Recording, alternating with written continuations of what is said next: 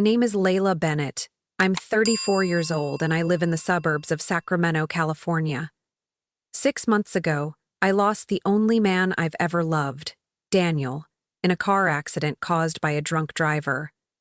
From that devastating moment on, I became a single mother, raising our 2-year-old twins, Noah and Lily. We used to be a small but happy family, living simply yet warmly. Daniel was the only man who ever made me feel like I mattered, that I wasn't abandoned like I had been growing up. After he passed, I poured every ounce of strength I had into holding our home together for the kids, even when my heart was completely shattered. Then came the night of December 24th, Christmas Eve. I was rushed into the ER at Mercy General Hospital after suddenly collapsing at home.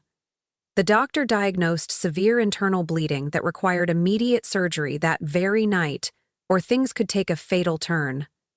I remember fighting to stay conscious, gripping the bed rail while my 2 little ones sat trembling on a waiting room bench, softly calling Mommy. I tried calling every close friend I had, but they were all out of town for the holidays.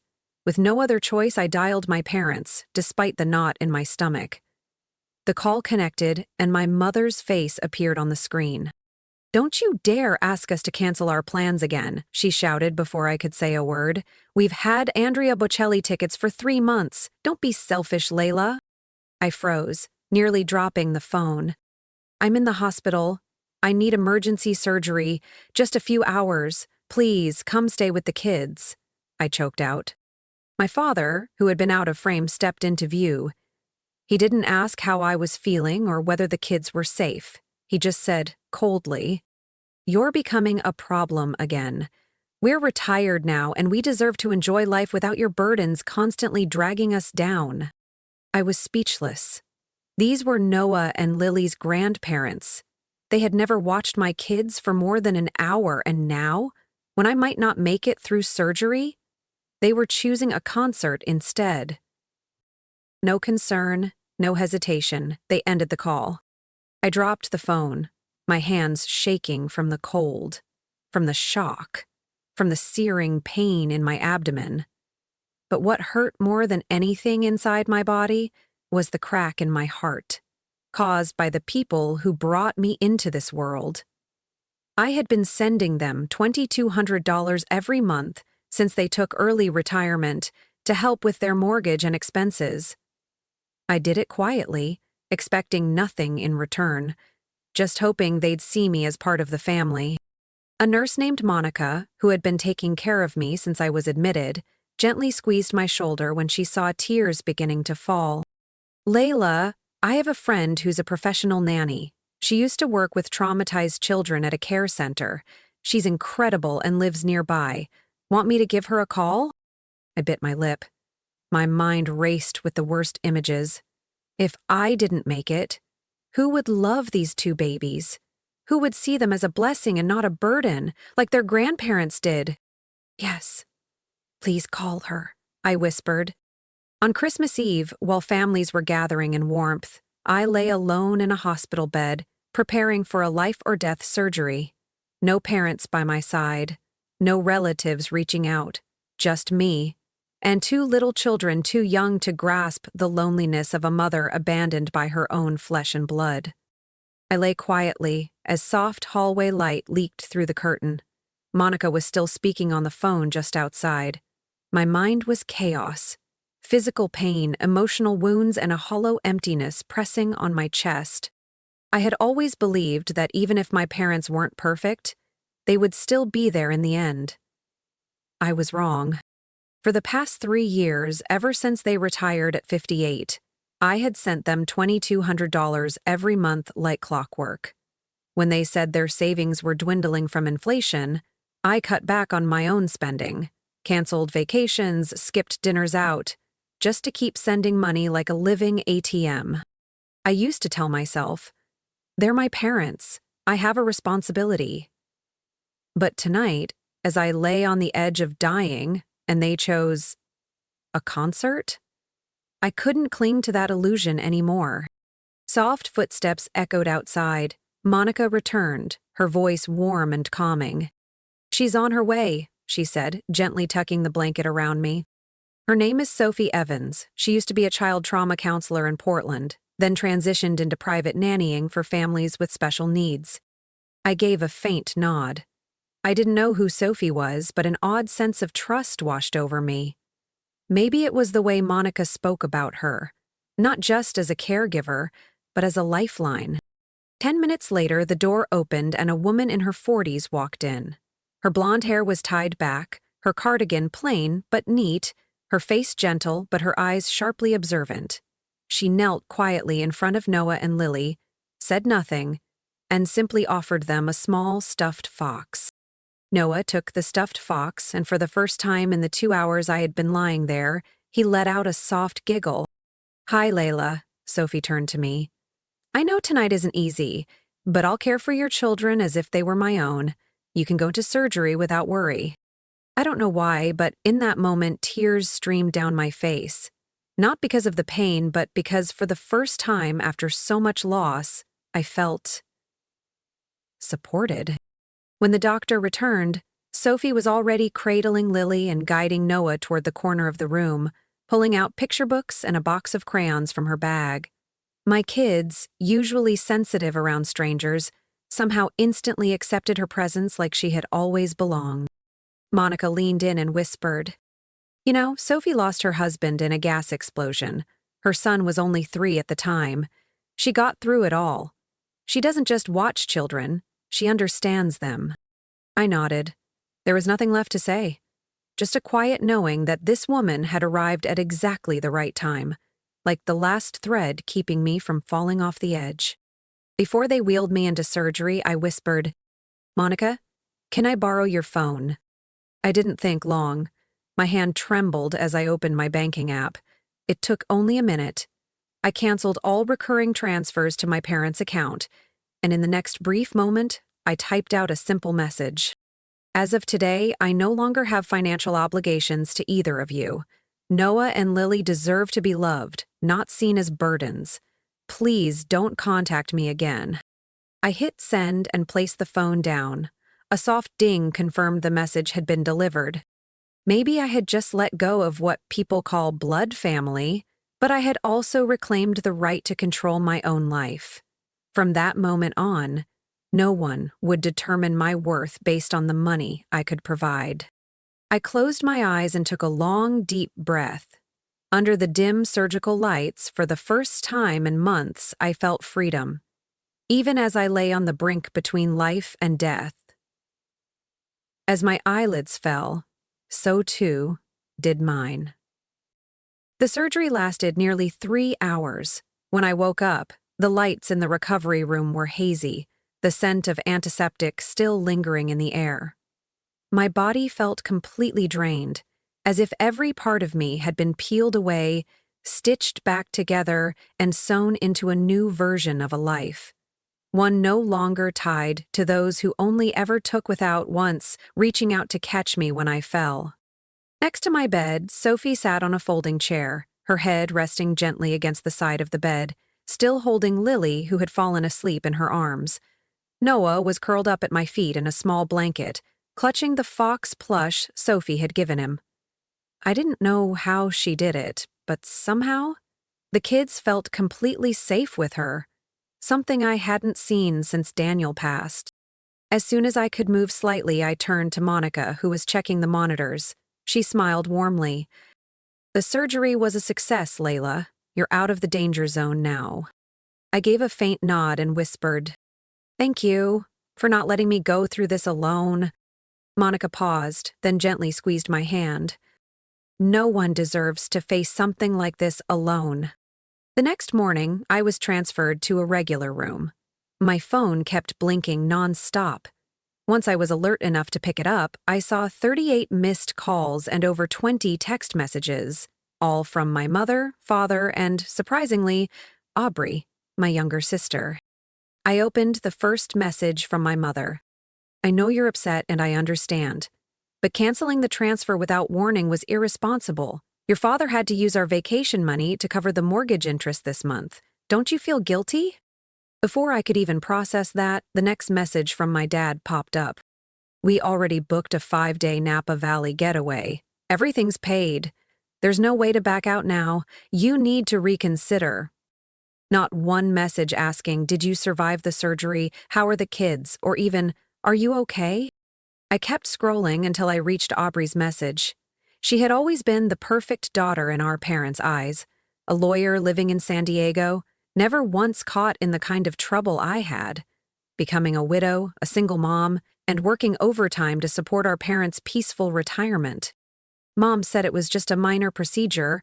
I think it's really childish of you to cut them off without even saying anything. I didn't expect this from you. Oddly, I didn't feel angry. I felt calm. Maybe because I had stopped expecting anything from them. Everything played out exactly how I feared. I wasn't family. I was a walking wallet, one that could cry, feel pain, and now had finally run dry. 3 days later, I was discharged from the hospital. Sophie stayed by my side, helped me home, prepared food for the kids, even organized my medications by the day and time. She didn't ask a single question about my parents. Maybe because my eyes had already told her everything she needed to know. That evening, I sat in the living room.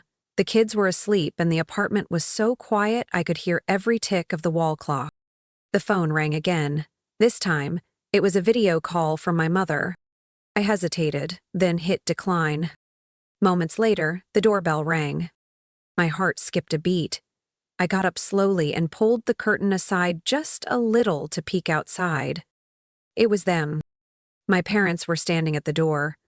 My mom held a box of waffle cookies, and my dad had his arms crossed, looking at me like I was an 8-year-old who'd just done something terribly wrong. I cracked the door open just enough to talk through. "We need to talk," my father said, his voice icy. "Not now," I replied firmly. "I just recovered from surgery, and neither of you even asked how I was." "We're family," my mother cut in. "You can't just cut the money off like that." "I didn't cut off the money," I said, my voice low and steady.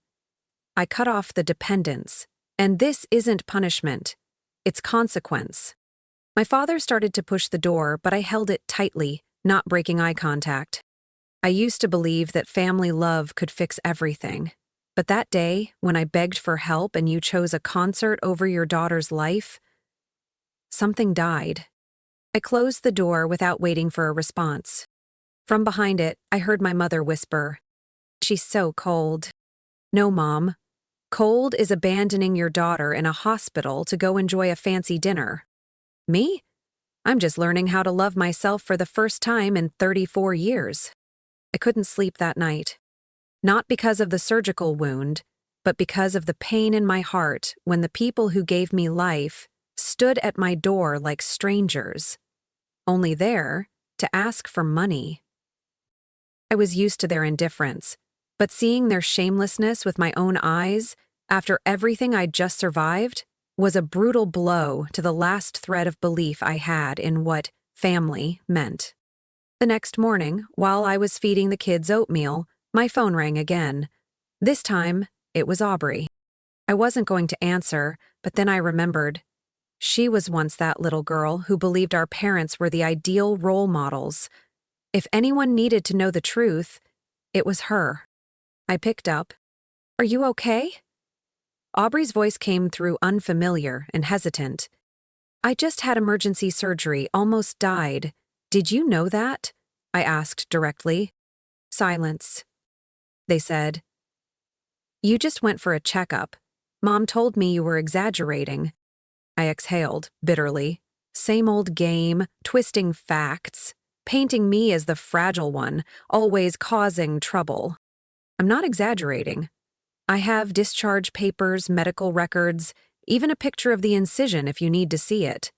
And when I called for help, they chose fine dining and a symphony. Aubrey went quiet again. I heard her breathing, long and tight. "I didn't know. They didn't say anything except that they were losing money. I thought you were just being dramatic." "No, Aubrey, this isn't drama. This is a boundary.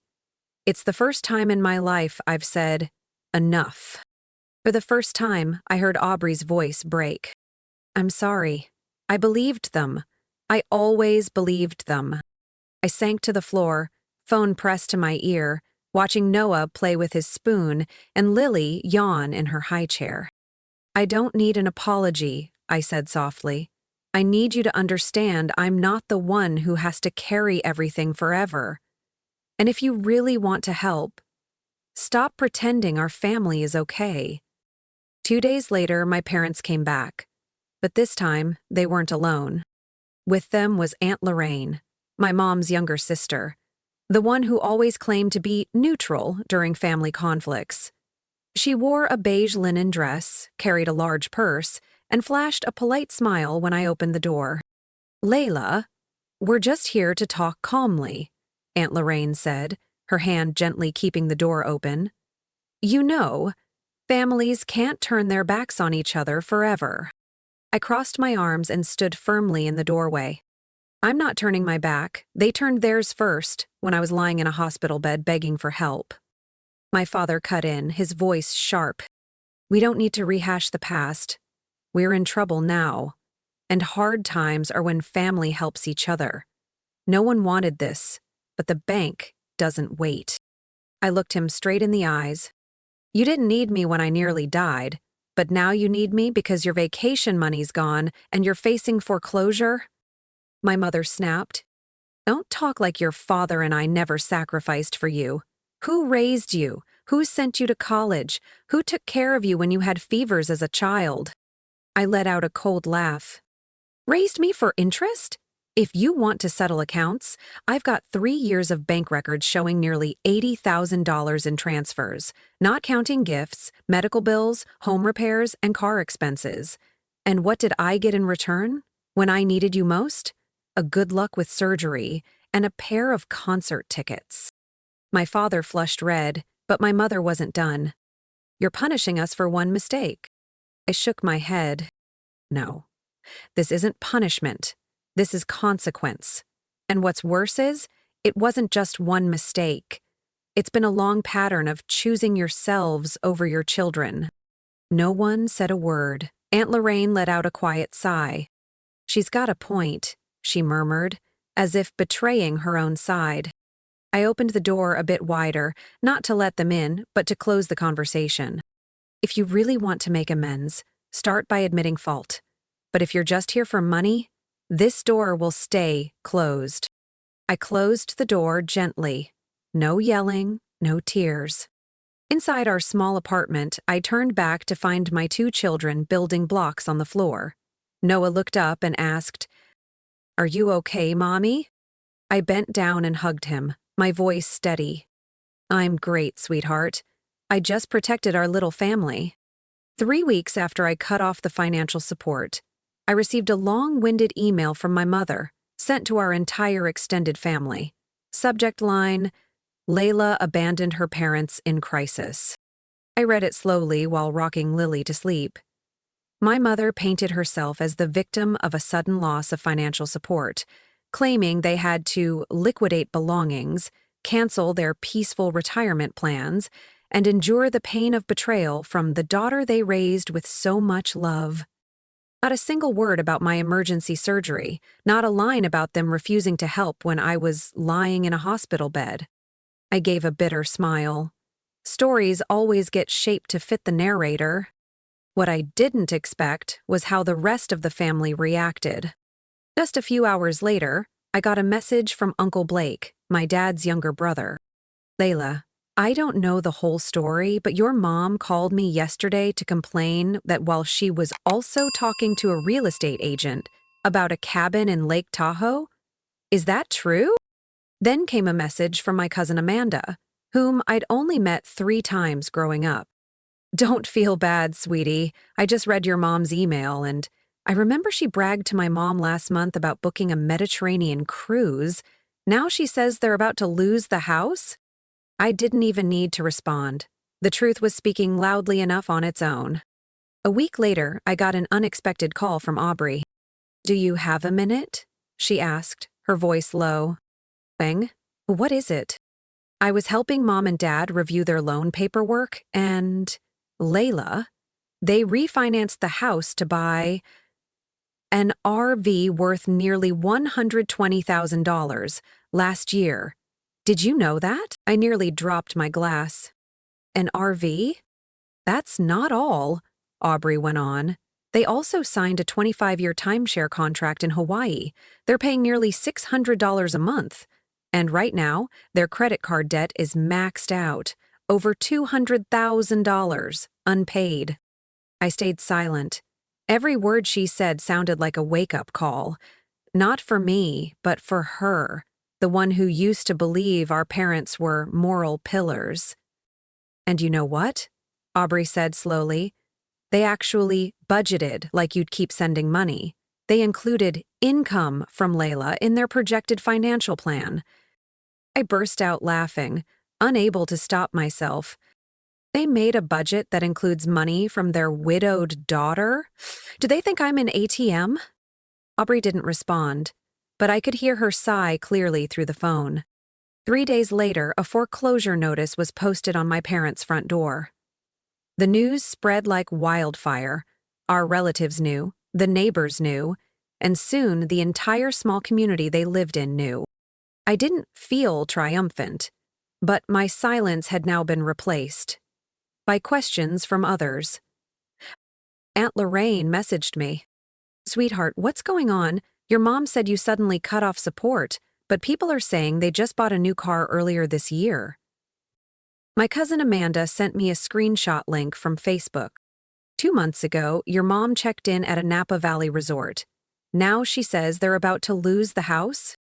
They could spin as many stories as they wanted. But in this day and age, social media is the kind of truth that's hard to hide.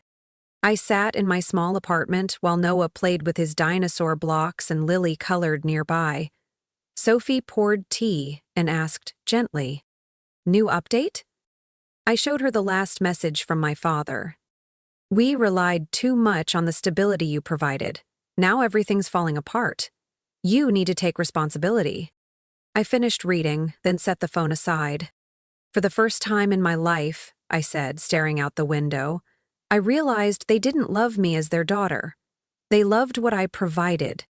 Sophie didn't say anything. She just nodded, her eyes full of empathy. "But I don't resent them anymore," I continued. "I just won't let them define me anymore." So instead of fighting back, I stayed quiet. Because once the truth is out, I no longer need to shout for someone to believe me. They'll see it themselves in every unpaid debt, every hidden purchase, every lavish dinner, while their daughter fought for her life. There's something I didn't expect after all the loss and betrayal. The relief of no longer needing to prove your worth to anyone. When you dare to cut toxic ties, you finally hear your own voice clearly, and the call of a real life waiting. A few weeks after my parents officially received the foreclosure notice from the bank, I got a message from Rebecca, a woman I met during my first Zoom session with the support group for young widowed mothers. We'd connected thanks to Sophie, who had quietly shared my contact. "We're hosting a meetup at Marshall Grove Park this weekend. There'll be homemade pastries and juice. Don't bring anything, just your kids and a heart ready to heal." I went. And it changed the course of my life. At the park, I met dozens of women of all ages, backgrounds, and situations, but their eyes all held the same story. They had known loss, survived long, lonely nights, and stood back up on their own. Rebecca, a mother of 3 who lost her husband to a terminal illness, was the first to hug me tightly. She didn't ask any questions. She simply whispered, "I've heard about you. You're not alone." During that gathering, I talked about Daniel, the grief of losing him, becoming a single mother with stitches still healing. I spoke of Sophie, who held my hand when the rest of the world walked away, and I spoke of the moment I cut the cord on living to meet other people's expectations. When I mentioned that I had once built a simple memorial website for Daniel, a woman named Monica, who used to be an IT specialist, asked, "You've made websites before? Just as a hobby?" I smiled. but I loved it. It felt like saying goodbye without having to say it out loud. Monica nodded. You've got a gift. There are so many people out there who want a place to remember their loved ones but don't know where to start. If you're serious about this, we can help. And that's how the seed was planted. A service for custom memorial websites. Warm, personal, not robotic or overly commercialized. I started working from home during the twins' nap time or quiet evenings. Sophie still came by 3 times a week, caring for the kids and teaching them how to color, bake cookies, and even practice writing their first letters. Aubrey didn't just apologize, she showed up. She visited me every weekend, bringing homemade meals and children's magazines. She played with Noah and Lily, telling them stories about their amazing dad who used to sing them lullabies with his guitar every night. I wasn't ready to fully forgive, but I saw the effort, and I appreciated it. From the first few small contracts, I gradually built up a steady client base. A widower in Oregon asked for a memorial site for his wife, who had been a kindergarten teacher. A sister in Texas wanted to preserve the diary of her brother who had passed in an accident.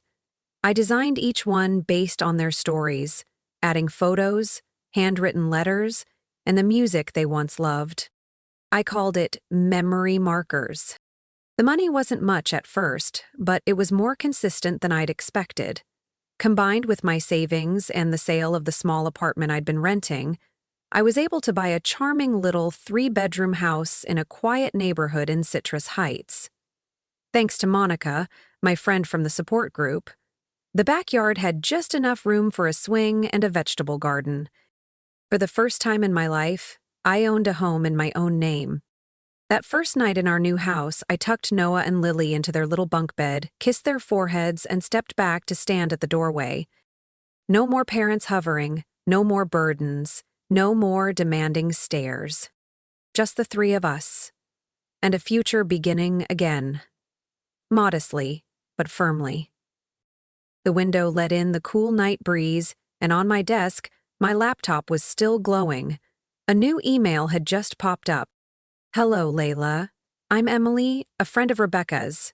I'd love to create a memorial site for my sister who passed from cancer.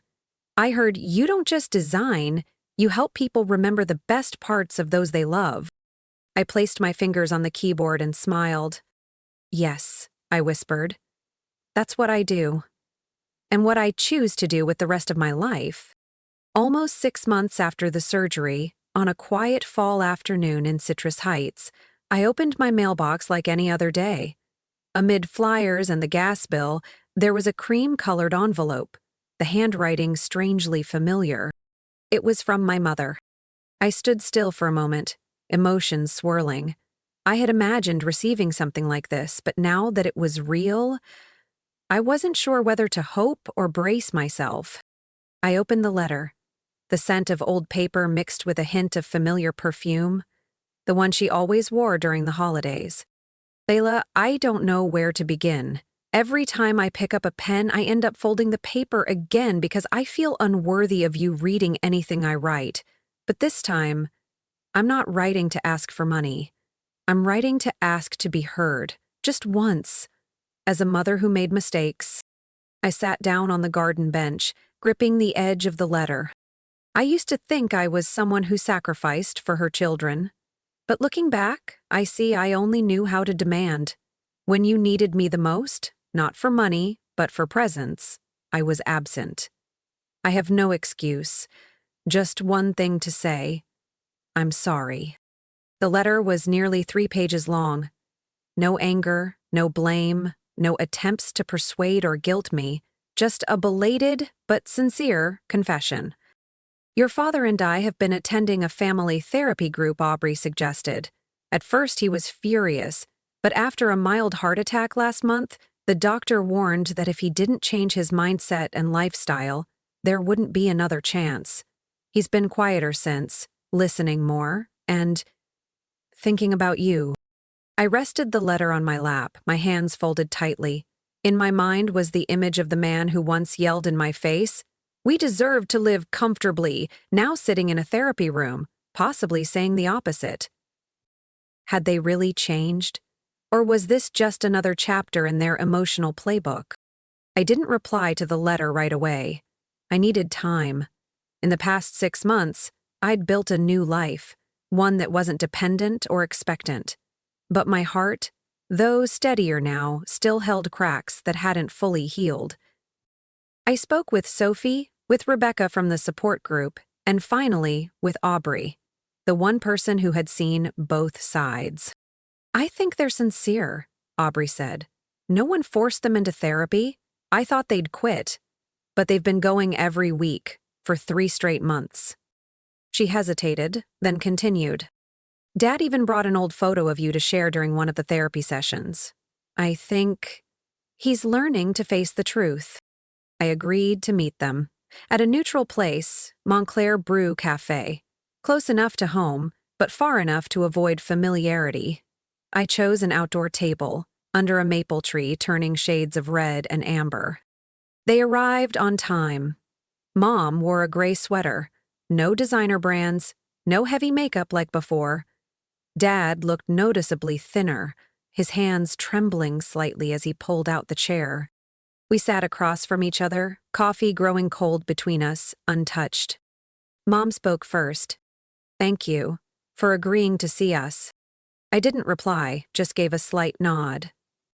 Dad looked at me, his expression unfamiliar. No pressure, no authority. "I was wrong about so many things," he said, voice hoarse. "And for the first time, I won't try to justify anything. I just hope you know I see what you've been through." I stayed silent, waiting to see if this was another tactic. But no, he lowered his head and cried. For the first time in 34 years of being his daughter, I saw my father cry.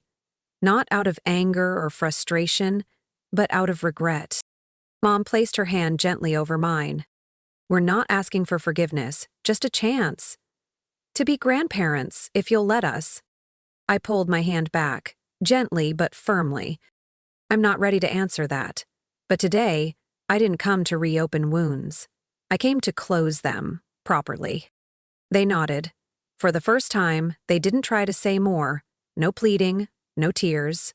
They just listened. I told them about Noah and Lily, about our new house, and about memory markers, the memorial website project that helped me rediscover myself. They didn't interrupt. They just listened. And, unbelievably, they looked proud. As they were leaving, Dad quietly asked, "Could you send me a recent photo of the kids?" I looked at him and replied softly, "It's not right now, but maybe, someday." A week after our meeting at Montclair Brew, I received a small package from Mom. It wasn't a letter, no requests inside, just a wooden photo frame, old and rustic, with a picture of me and Daniel back when we were dating, standing at the base of Yosemite Falls. My face was glowing, Daniel laughing with his eyes closed, his arm casually around my shoulder. I had nearly forgotten that photo ever existed. Inside was a small slip of paper with just one line. "This is the first time I ever saw you truly happy. You deserve to keep that feeling forever." I placed the photo on my desk, next to my laptop, not as a symbol of forgiveness, but as a quiet full stop to years spent chasing a kind of family bond that never really existed. I decided not to reply to the letter.